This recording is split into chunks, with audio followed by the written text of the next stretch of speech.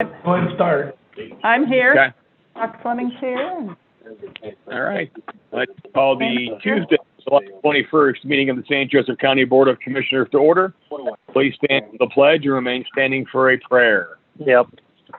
I pledge allegiance to the flag of the United States of America and to the republic for which it stands, one nation, under God, indivisible, with liberty and justice for all.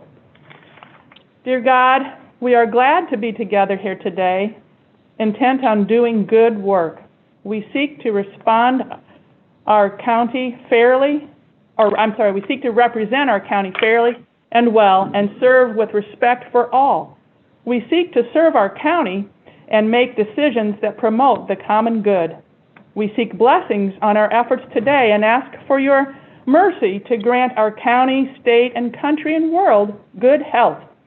We appreciate serving others and glad to glorify your name. We ask these things in your name. Amen. Amen.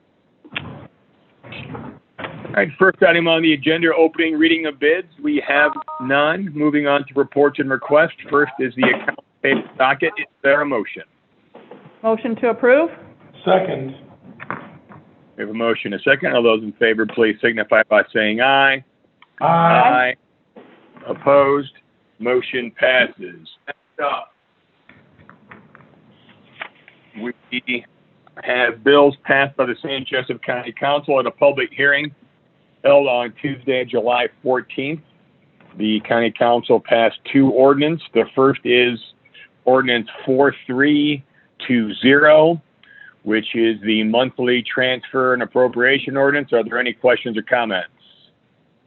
I certainly congratulate the county council for helping defund some of the LEAP program.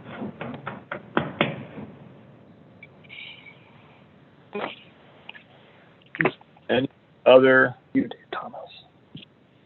questions or comments? Well, I just have a comment that I really enjoy trying to help our police, that's for sure. And I apologize, I misspoke. Ordinance 4320 is the hazard pay ordinance that was passed. My apologies. Right. All right. Well, that's appropriating the money Right. for the hazard Yeah. pay. Yeah. And it's to fund the LEAP program. It's a fund transfer. Yeah. That's what we have to approve. Yeah, this is specific to the hazard pay ordinance that was passed as well. Commissioner Castelli, I would have no objection to voting on ordinances 4320 and 4420 in one vote. That's what I was going to suggest too. I agree. Because 4420, they are in theory, yes. Then we have ordinance 4420, which is that is the monthly transfer and appropriation ordinance. Are there any questions or comments related to that? I'd certainly, again, glad with the transfers, and again, I'm so proud that we're going to fully fund the hazard pay for the sheriff's department. It's taken a few months to get to this point, but while some people were sequestered at home in their nice, clean homes, and some people were sequestered working from home, and while some people were, working for their nice, clean offices without civilians and other people coming in. Our county PD, our county's finest, we're on the front line responding to the needs of our community and putting themselves and their family in jeopardy for the good of all, never negating their duty to act in a professional, responsible manner to protect our citizenry. So, again, kudos to the Sheriff's Department, and very happy to support these two ordinances. I agree. All right. A couple of comments related to the hazard pay ordinance. Well, I'm going to be supportive of that for the reasons that Commissioner Thomas mentioned. I think it's important that we support our police. But I also think it's important that we support our other employees who were also put in harm's way. So I guess my two concerns with this ordinance were, number one, I don't really believe HR was contacted and asked for their opinion and guidance related to this. So I think one of the challenges is going to be they set aside $850,000 So there will be money left after the sheriff's department receives their funds, but then just a protocol needs to be developed, because I think the comment was made, it's kind of first come, first serve for the rest of the money. And that I've got an issue with that, in that it doesn't seem very equitable. So I don't know if what the protocol is going to be. And then in the event that we've got employees who are also put themselves in harm's way during those times, that there is funding available if that were to exceed the $850,000 that council set aside. And also, I think Kim sent an email out last night, but in conversations with Kim, our HR director, she just has some concerns. Who's going to be the decision makers with all this? What's the process? What do employees do? What do department heads do? So I think it's appropriate, at least I've instructed her, that all these questions and this entire process needs to be turned over to the county council to manage, because they kind of set the structure up, which is fine, but then they need to be the one to manage this. So it does not end up being our HR or the Board of Commissioners making these decisions, but up to the council to make decisions, who should be receiving this pay. Those are my comments before voting. If there are no other questions or comments, is there a motion? Well, yes, because you mentioned Kim, Andy, Kim asked me Friday, said she was getting lots of phone calls from department heads, elected officials, and mostly county employees wondering about hazard pay. At that time, I suggested that she reminded them, of anybody calling, that one, it has not gone through the Board of Commissioners yet, so it's not finalized yet. But if and when it is finalized, and hopefully it's finalized in the next 10 minutes, that employees ask their department heads, and if department heads felt that their department gave the extra effort and exceeded their duties, as the county PD has done, and certainly the health department, then, and probably the JJC, that those department heads and or elected officials send a request letter to the Board of Commissioners. You told Kim to tell people that the county council, because we're the last stop in the chain. We are the last tollkeeper of funds. And it's been mentioned sometimes, I think even in some current emails, how the council's not always privy or available on some funding and spending it, but we are. So as the executive branch, I suggested that. I don't know if Kim told you that or not, but that was my suggestion. She did. And my issue there is, this was a policy and protocol and decision. We can support it, was set forward by the county council, and I believe that they set themselves up to be the arbitrator of who is essential and who should receive this pay. And I would like it to continue in that format. And that's fine. You are president of the board. I just don't agree with that. Thank you. Right. And then I also would like to get more information from our different department heads, because if we do, okay, there might be the possibility that we can get reimbursed from the COVID-19 support from the state. So again, because I went to the meeting last Wednesday night at our district meeting and learned about that. So I think it'd be good if we get information, then maybe we can apply for reimbursement from the state level to help our employees, which would be good. So anyway, that's just what I'd like to move forward with too. Yes, dear. Yeah, Mike Hammond, Central County Auditor with offices on the second floor of this building. I think that what department heads have been told at budget meetings, if you want to do this, just do what the sheriff did. So that's been the only instruction they've been asking. So it is a little bit, that's kind of what protocol that goes with been told. I don't know, like here, you received like any calls from people and they're asking how to do this. Yeah, and are you saying the same thing then? Just submit a bill?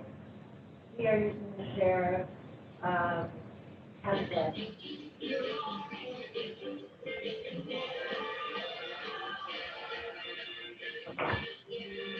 Would you reiterate, Mike, what you heard Jennifer say?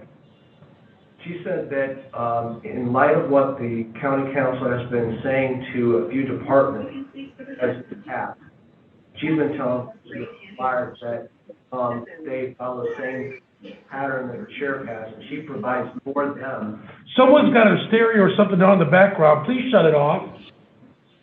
We're having trouble hearing people speaking. That's what Frank's trying to do.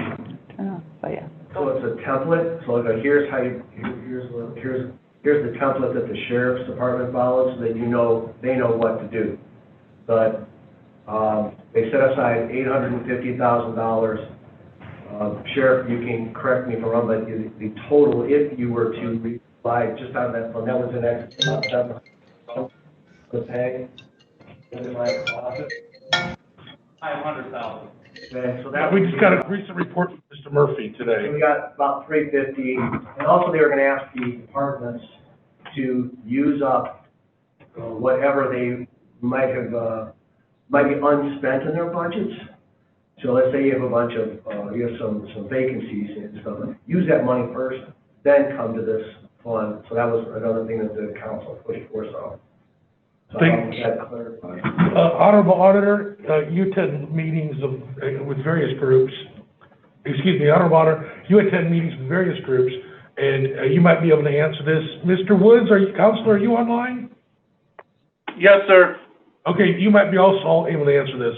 When it came to the issue of hazard pay, depending upon how it's worded, it either is or does not qualify, it does or does not qualify for COVID reimbursement. I can't speak to what the threshold's going to be in terms of what will be reimbursable or not. I believe the council did it was they had like two tiers, and one was folks that are out in the public. So let's say a police officer who's out there dealing with someone, they have to call a house, and they don't know, is this person COVID positive or not? So they're taking this huge risk. And then you have folks who are one level removed from that, and I think they used as an example, Portage Manor. They're not out anywhere, but they're dealing with people that kind of come in and out, and they can't go home.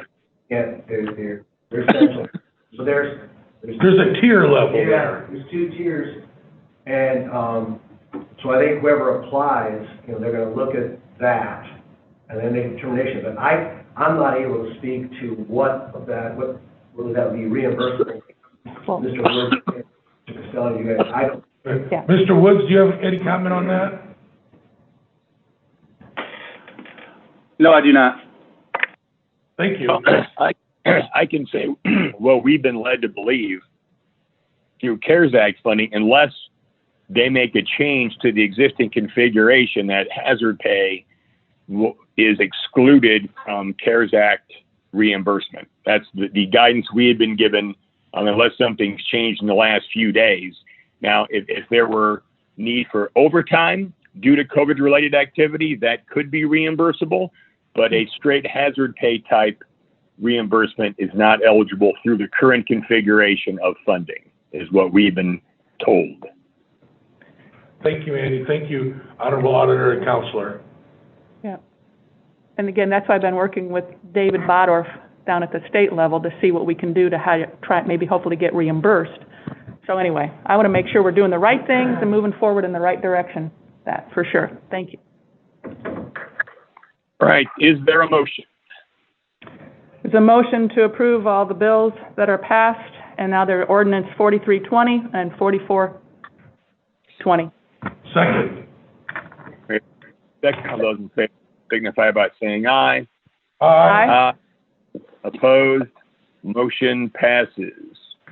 Moving on to the auditor, request approval of Krugel Lawton contract amendment. This is John Murphy. I'm on the phone. Can everyone hear me? Yes. Yes, sir. Yeah. Okay.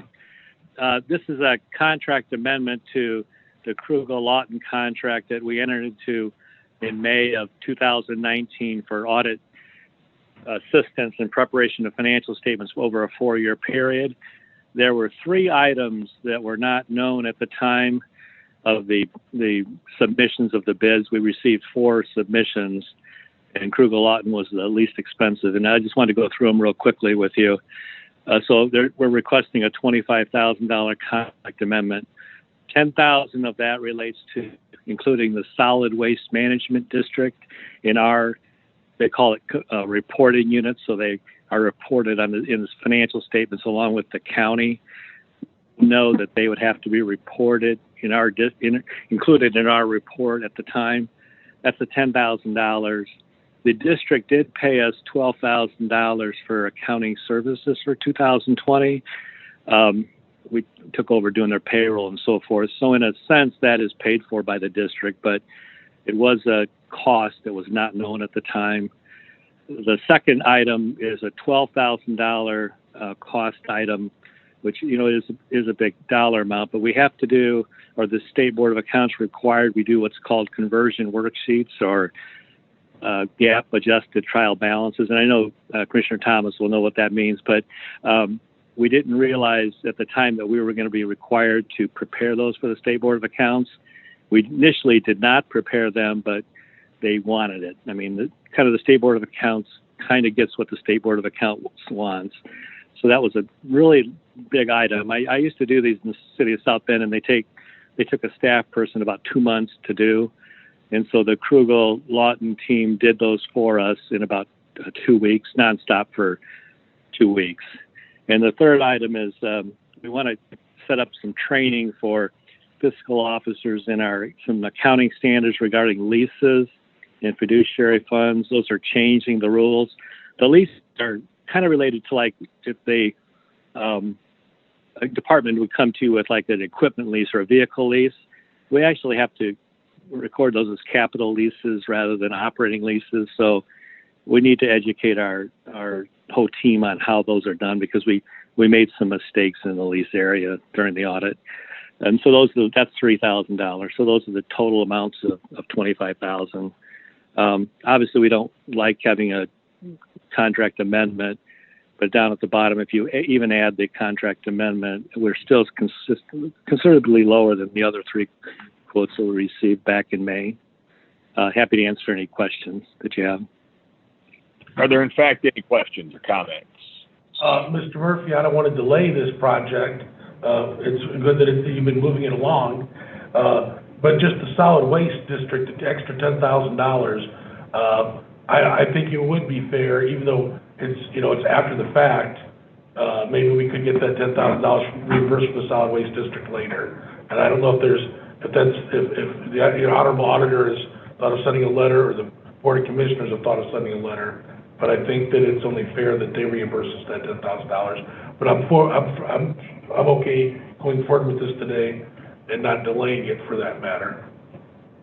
We could ask them about that. I mean, they did pay $12,000 for accounting services, but I know what you mean. Didn't really anticipate this additional cost. That was really to cover our own staff time of payroll and so forth. But we can inquire. We can ask them about that. Yeah, it could be in their next year's budget, or they can still pay it out of this year's budget. But yeah, the $12,000 was for the work we're doing. You are doing. Yeah, it's only fair. That's legit. That's a legitimate point. We'll ask Randy and Randy about that. Thank you. Any other questions or comments? Is there a motion? Yes, a motion to approve the Krugel Lawton contract amendment. Second. Motion is second. All those in favor, please signify by saying aye.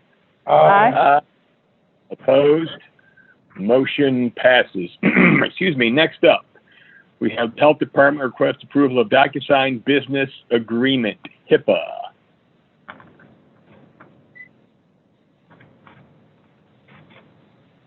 Good morning. Good morning. Finance Manager for the Department of Health with offices on the 8th and 9th floor of this building. Before you is a business agreement with DocuSign. We recently began using DocuSign in other units in our department, and would like to expand that to our clinic area, which they would be sending public health information, so we needed a HIPAA contract signed to make sure the information is transmitted properly. So we're requesting approval for the document to be signed. Any questions or comments? Thank you. I thank you for your request. I thought it was odd that Frank had written the request letter instead of you or your office, so. I know We were working with Frank. He actually got us set up initially with DocuSign. He's been my contact. We don't have a DocuSign account personally with the Department of Health, so thank you to Frank for getting us up and running. Thank you. Any other Any other questions, council? Is there a motion? A motion to approve the DocuSign business agreement with HIPAA. Second? Motion is second. All those in favor, please signify by aye. Aye. Opposed? Motion passes. Next item. The Penn Assessor request approval of contract with Lexer Appraisal Services. Penn Township, can you guys hear me? Yeah? Yes. Okay, it's Michael Castellan, a Penn Township Assessor, located at the County Service Building at 219 Lincoln Way West, Mishawaka. I am here today, or before you today, is a contract that we submitted for bid with Lexer Appraisal Services winning the bid after hours of review. I have here the representatives, Jason Guilford and Jennifer Bippus, should the commissioners have any questions from the appraisal services. The intent of this contract is to address permit work and to provide additional training as we see fit for permit work that will continue in Penn Township. With that, I'll open the floor to questions.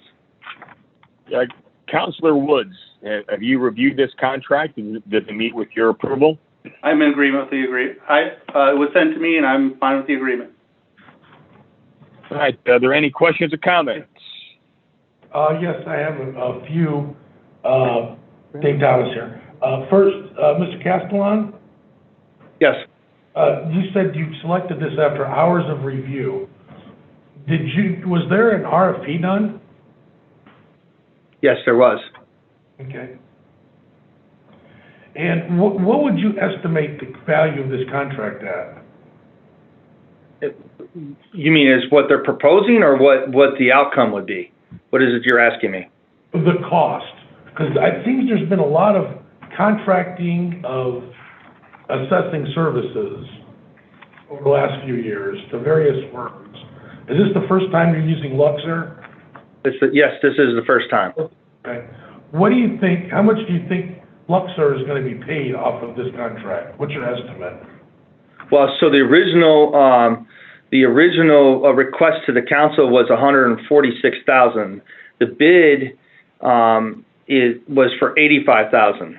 Now, as we get into the CNI permit work and as additional permit work come in, we may request additional funding be allocated from the 146, but at this current stage, we are anticipating giving a good portion of that back if all meets the contract bid.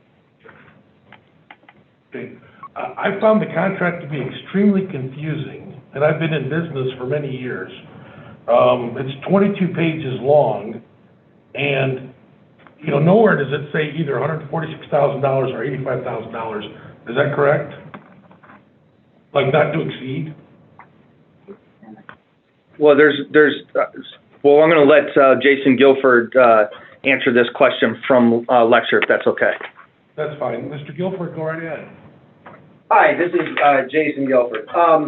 Yes, on page 10, first of all, this is a boilerplate contract that the state provides.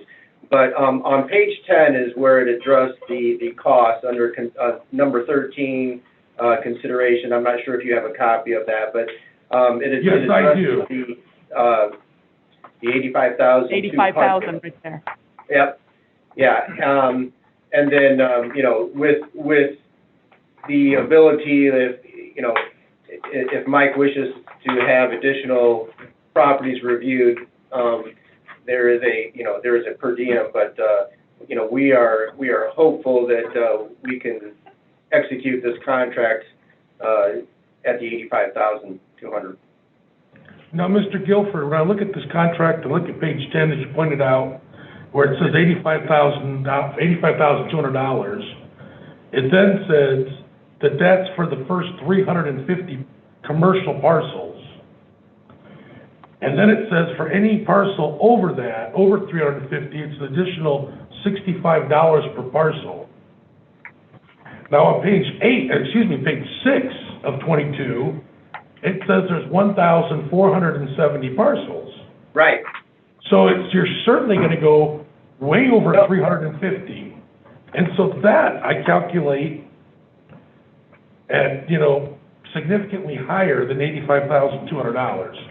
Okay, all the parcels are going to have a review. The 350 is referencing parcels that we actually physically will have to go out and physically review, possibly remeasure, interview property owners or tenants of those properties.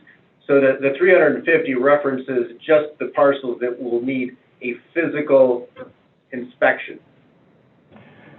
Now, I think inspections are on page 7, and they ask additional charges if there's physical inspections.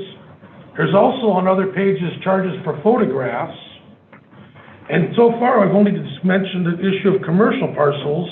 There's also the issue of industrial parcels. So when I did just rough math, I see it's like this contract costing almost $208,000, not to mention the additional cost for inspections, which I noted on page 7, and the additional costs for appeal days, which I would think some people are going to appeal this, at $750 a day. So this seems to be one very large potential contract. Actually, I'm going to step in, Dave. This is Mike again. So the original contract addresses 6 commercial properties that we need in real time in the field inspection. And then built into the contract would be additional inspection up to 350 parcels. If I had deemed necessary for them to go out afterwards, instead in lieu of my staff, then you would see the additional charges. As far as the pictures, my staff will be taking the pictures with them because they'll be going within the field. So that charge would not even exist. So there will be no picture charge, but there'd still be an inspection charge? So the contract addresses up to 350 parcels. If we exceed that, and my staff is not capable of doing that, then there would be a charge after that. But we don't foresee that happening. But that has to be there to protect the vendor in the event that we have to have them do that. I mean, there has to be some type of costing mechanism. Yeah, and I don't mind protecting the vendor, but I also have to protect the taxpayer of the county. Right. There's no intent at this stage in the game to go past the what's built in of the 350. Okay, and if that's the case, then I would like page 6, where it mentions 1,470 commercial properties plus 545 industrial properties. I think that ought to be changed. And then I think on item 13 on page 10 ought to have not to exceed 85,200. Or not exceed 350 persons. It seems there needs to be some protection for the taxpayers here. I think you might be misreading that. They're going to do a visual review of the property record cards of all those parcels as part of the contract. Where I think the confusion might be then is that if they have to do a physical inspection past 350, that would be an additional charge. But the original contract includes all the commercial and industrial properties in Penn Township.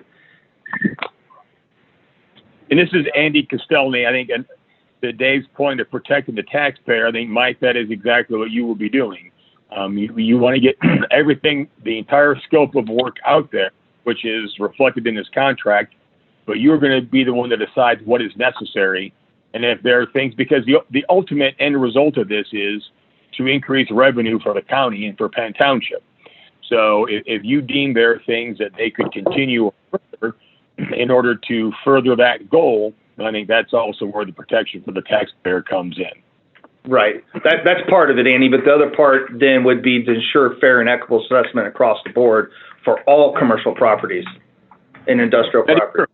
That is true. So it may not necessarily lead to an increase in revenue, but you're correct. It is a fairness and equitable assessment, which is what we want more than anything. You're correct. So, Mr. Castellan, okay, re-examining number 13, as you stated a minute ago. So you're saying that the $85,000, that does include all parcels, the 1,470 in commercial and the 545 industrial. It's only if they have to do field checks over 350. That is correct. That's correct. Okay, thank you for that clarity. I think I can support this now. Any other questions or comments? Is there a motion? Motion to approve this contract with Elixir Appraisal Services. Second. We have a motion and a second. Those in favor, please signify by saying aye. Aye. Opposed? Motion passes. Moving on to infrastructure planning and growth. The first item is the consent agenda.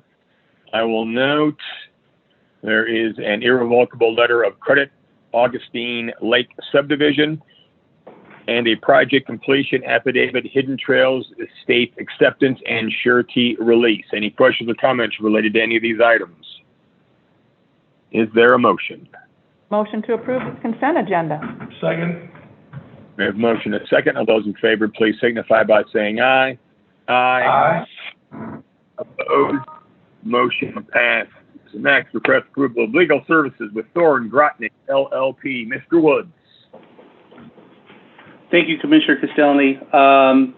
This is a letter of engagement related to the issuance of an opinion to the EDA for the fiber optic project going on in the New Carlisle area. It's approximately a 24-mile loop, as we've discussed before, as previously regarding this project. By this engagement, my firm is opining as to the ability to construct the loop network on the approximately 235 parcels that make up that loop. We've had multiple conversations with the EDA, as well as I know officials from Infrastructure Planning and Growth have had conversations with the EDA as to the details of the opinion. They require an opinion as to each parcel going back 40 years as to the county's ability to construct free and clear the improvements on the real estate. So this is it's a very complicated matter. It will be a complex legal opinion my firm will be providing. In addition to that, the EDA is requiring title work to be performed for each and every parcel. So we've worked with Fidelity National Title to engage to see what their cost would be, and that's also set forth in our engagement letter advising the county what those charges will be to have title work performed on the 235 parcels going back 40 years. So by this engagement, it allows us to proceed ahead with the project. We anticipate getting moving on this quickly and meeting the time frame for project letting that Infrastructure Planning and Growth has for the project. I'm happy to answer any questions. Are there, in fact, any questions or comments? Yes, I do have some. And Counselor, you know, I have a lot of respect for you and your firm, but it's well known that I do not support the IEC or any of its programs. And this $100,000 contract, is that what it is, $100,000 contract? It's an amount not to exceed $40,000 for the title work and not to exceed $60,000 for the legal services, but it could be up to $100,000, Dave. You're right. Okay. And is there there was the engagement letters between the county and Thorne and Grotnick, and so are you subcontracting to the Fidelity National Title Company? Because I don't see a contract for the county in them. It's like the other projects we've done for the county. We advise you what your charges are going to be after we consult with the title company, and that's what we're doing in this instance too. So then you're going to subcontract with them, your firm, so that there will be that'll be arm's length away from the public records. I mean, no, they'll invoice the county directly. So there should be a separate contract for that? No, we've typically done that under the scope of our agreement because it's related to the opinion we're providing. Okay, so they will bill the county, but our contract is with your firm, and you're subcontracting to this company. The agreement is, I'm not sure I like the term subcontracting. They're a professional that's assisting us in providing our opinion by performing the title work so that we can review all of it and note the exceptions and any irregularities that we have to point out to the EDA. Well, I don't see a contract in front of me between the county and this Fidelity National Title Company. So if there's no contract between the county and that firm, it would seem the legal relationship will be between them and your firm. And that's why you serve subcontract, because they're contracting with somebody, and I don't see a contract between them and the county. So, I mean, it seems pretty basic there. If they're gonna be paid $40,000 by the county, then the county should have a contract with them. And if you're saying there's a procedure in place that they work for your firm and advise your firm, and then the county pays them direct, I can swallow that that's the agreement that the county has with your firm, but then that would basically say that you're subcontracting to them, the term you're not happy with. But, and then I would point out that there's gonna be, then the client relationship is between you and them, not them and the county. So that means anything they say, it seems, would not be public record because it's between you and your client, not that client and the county. Well, hold on a second. So anything that they provide to us is going to be public record because it's going to be formally incorporated into an opinion that we're going to provide to the federal government. So any and all documents and information they provide regarding title work and exceptions, it's public record, Dave. They can't hide behind their attorneys. And there's attorney-client privilege that you and I have as commissioner to counsel, but you can't shield documents from production just by giving them to your attorney necessarily. So there's no concern there as it would relate to public records. We're not certainly trying to hide anything. Quite frankly, our opinion is going to be sent to another governmental agency, creating something that would be subject to APRA and then FOIA once it's sent to the federal government, probably, Dave. So there's nothing being hid. Was there an RFP done for either of these services? No, sir. And, let's see, Fidelity National Title Company, are they a local company? Yes, they are. Where are they located? Mishawaka, Indiana. Do you know who the principals are? Ed Harding Jr. is the primary contact we have there. I believe him to be involved in the ownership, but I don't know how their ownership is structured. Okay, thank you. Again, not a fan of the IEC. Wish there was an RFP. In the very center of the page, the memorandum in front of me, it says the words regarding eminent domain. And I know that's a huge fear of anybody who is, again, not liking the IEC. So, owner certificate regarding eminent domain. Do you see that on the cover page? Yeah, is Chris Brown on this call? Yep. Chris Brown. Oh, Chris, if I misstate anything, please correct me. There's no eminent domain for this project. It's certifying that we're not having to use eminent domain. This is all indeed in county right of way, but we need to understand what other farm leases, easements, things of that nature may exist in the county right of way to advise the EDA, but there'll be no use of eminent domain, Dave. Okay. Chris, is that correct? Yeah, the nature of the EDA agreement, the site certification, is that the county did not specifically use eminent domain to acquire parcels for this project. So the certificate is to prove that there was no eminent domain used? Bingo. Thank you. Lastly, I would just say this seems to be, if this was a regular road project, a bridge project, anything regarding right-of-way and title work and everything that I think you're discussing here, it would have been put up for an RFP to an engineering firm who would have responded. And it seems the route by going through legal departments and the Fidelity National Title Company just seems out of the normal path that this kind of work goes through. So, again, the IEC stuff, never support it. Thank you. Any other questions, comments?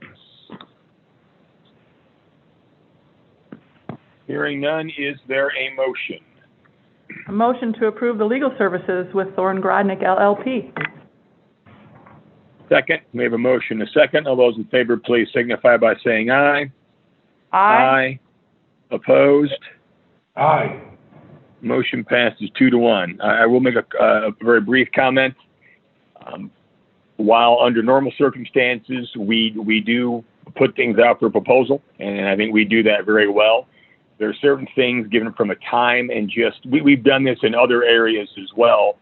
We've contracted with legal firms, especially that have a certain amount of information or historical knowledge and institutional memory that just makes this easy, because what would have to happen in many of these situations is there would be an amount of effort and work being done by our county attorneys in assisting someone else to do this. So it's often more economical and much more expedient to make this happen. I think it's important. This is a project that doesn't just serve the IEC, but it serves the entire northwestern portion of St. Joseph County, including the schools, including the fire department, including cities and towns. I think this is very important that we keep this moving forward, because there are some grant deadlines as dictated by the federal government. All right, moving on to request approval of demolition quote awards.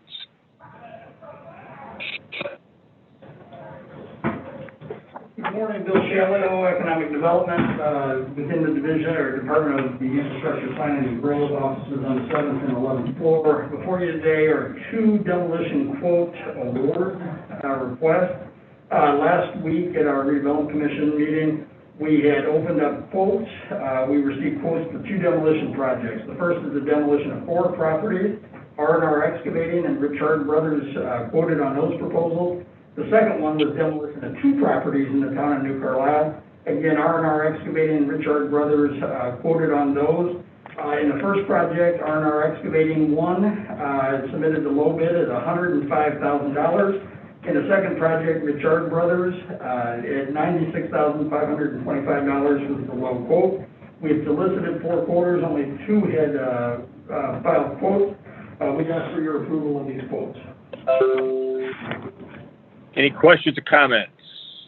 Yes, and Mr. Shallow, this was done with the Chris Burke contractor. They got paid $33,000. Yes. And did they do phase lot 1 and lot 2? Yeah, or just lot 1? They put together the demolition specs for phase 1 or for group 1 and for group 2. Okay. And now these 2 demolition bills are total over $200,000, plus the $33,000 paid to Chris Burke. What was the vote of the redevelopment commission? This was voted on by the redevelopment commission, wasn't it? No, these were quotes that were accepted by the redevelopment commission. When we'd asked for their vote on the demolition project, that was voted on 5-0. But did they vote on the recommendations that you're making today? No, that's why we opened them there at that public meeting. I'm bringing them to you for the award. Okay. Again, I see this as more IEC waste and the destruction of probably some pretty nice homes. If it costs so much to tear them down, that probably could use some families living in them, paying taxes and working the farms that are there. So, again, not supporting this. Any other questions or comments? If not, is there a motion? A motion to approve the demolition quote awards to R&R Excavating and Richards Brothers Incorporated. Second, we have a motion, a second. All those in favor, please signify by saying aye. Aye. Opposed? Aye. Motion passes 2-1. I will also note that I've been in conversation with the town of New Carlisle, and we are going to, once the trailer park area gets cleaned up, we're going to be sitting down and having a conversation with them as to how that space could benefit the town of New Carlisle and how we could partner to improve that area. So looking forward to that. Well, Next. tell me, since you brought it up, when the county Request approval of state local to buy that land in the trailer park, it was announced that it was so it could donate it to Nick for a South Store station. Request approval of state local public agency project coordination contract for Douglas Road reconstruction, added tribal lanes, description number 1900506. Good morning, Jessica Clark, County Engineer, Department of Infrastructure, Planning and Growth on floors 7 and 11 of this building. Before you is a state and LPA contract, coordination contract for our Douglas Road Corridor project.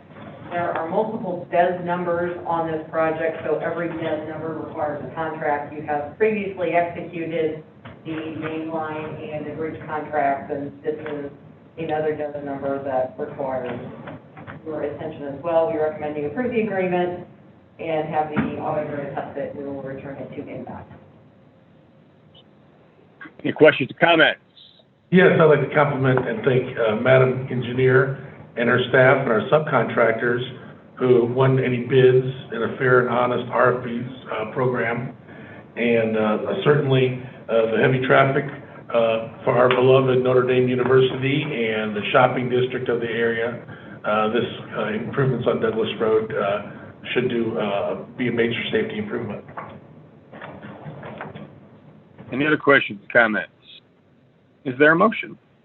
Motion to approve the state local public agency project coordination for Douglas Road reconstruction, added travel lanes, and designated number 1900506.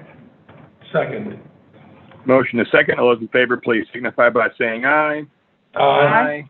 Opposed? Motion passes. Next, request approval of bid award S59720, replacement of small structure on Raleigh Road over Gross Ditch. On Tuesday, July 14th, we received 6 bids.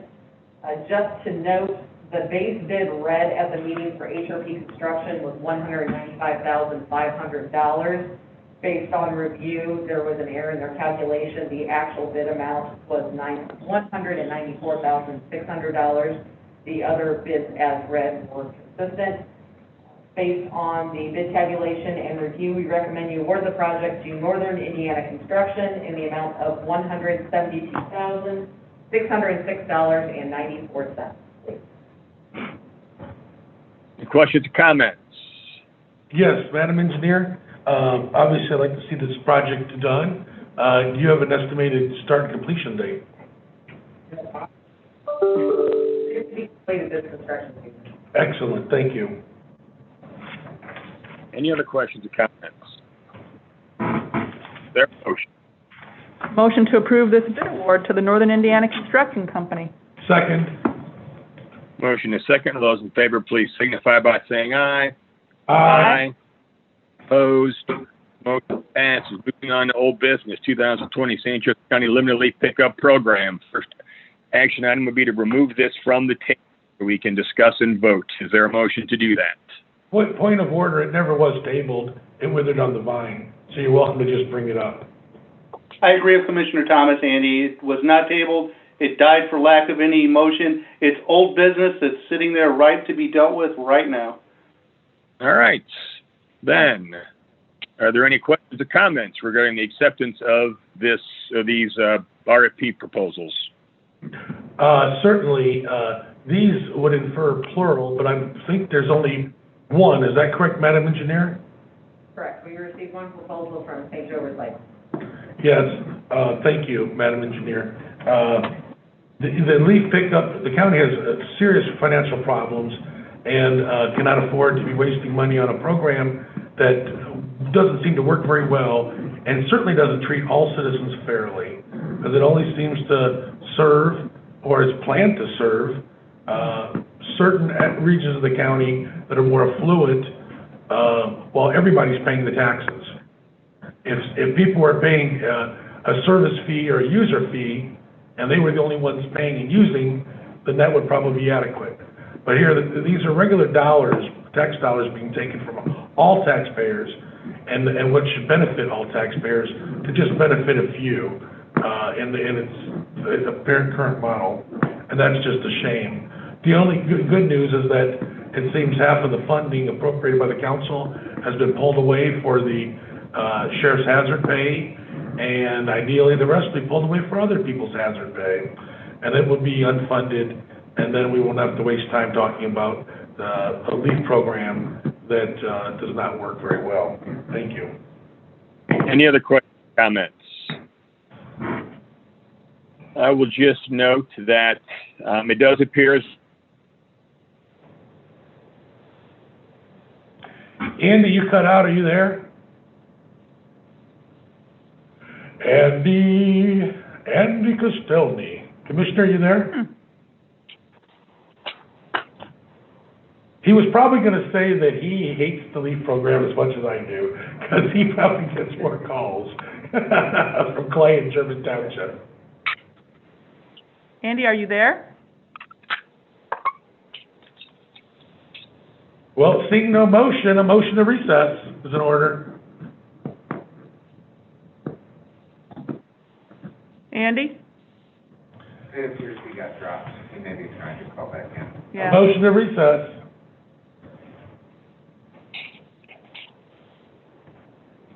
Counselor, you there? Yes, sir.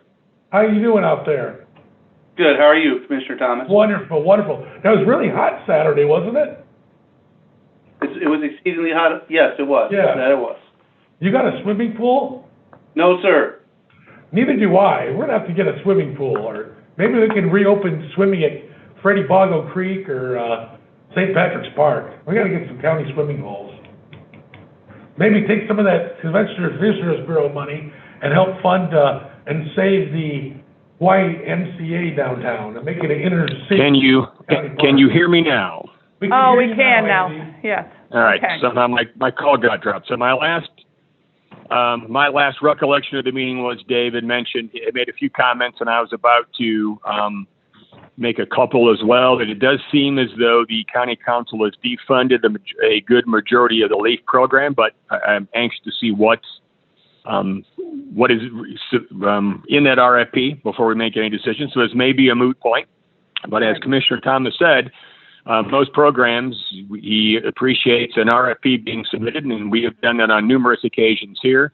I'd also take a little bit of, I would disagree with the statement that this is geared towards one economical or demographical area. This is normally geared towards one geographical area or an area where there are normally more leaves. But in the situation where there are leaves, they need to be picked up regardless of where that location is.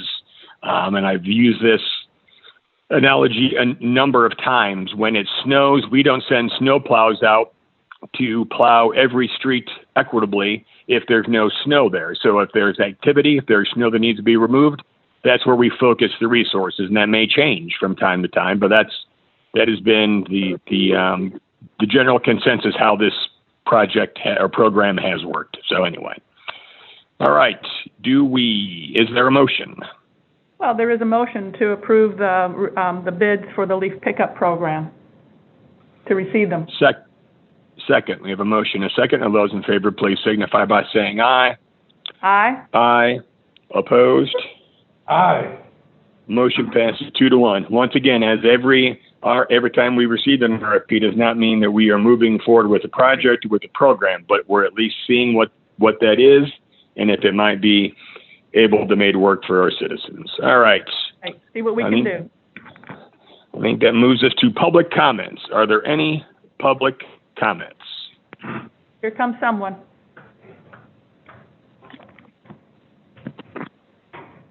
Morning, Dan Good morning. Caruso, 305 Compton Street, New Carlisle. I'm happy to hear Commissioner Castilny say that there will be a sit-down conversation with what is going to happen to the trailer park property after it has been stated that negotiations were underway with NICD to see what extent they wanted to use that property. And I'm glad to hear you say that there will be a conversation with the locals. I only hope that it's meaningful and fairly considered conversation with the people most affected by any changes in that area, the citizens of New Carlisle and Olive Township.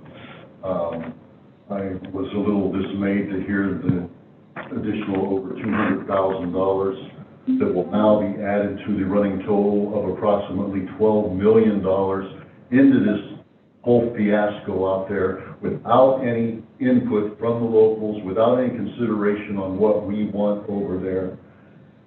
And we're up to over $12 million now, and we added another $200,000 to it today. The more money we add to this fiasco, the harder it's going to be to walk away we need to sit down, have meaningful discussions, and tear up a bad idea before it gets worse. Thank you. Thank you, sir. Any other public comments? No? Seeing none, a motion to recess is in order. So moved. Second. All those in favor? Aye. Aye. Opposed? Tough luck. We are recessed. Have good days, folks.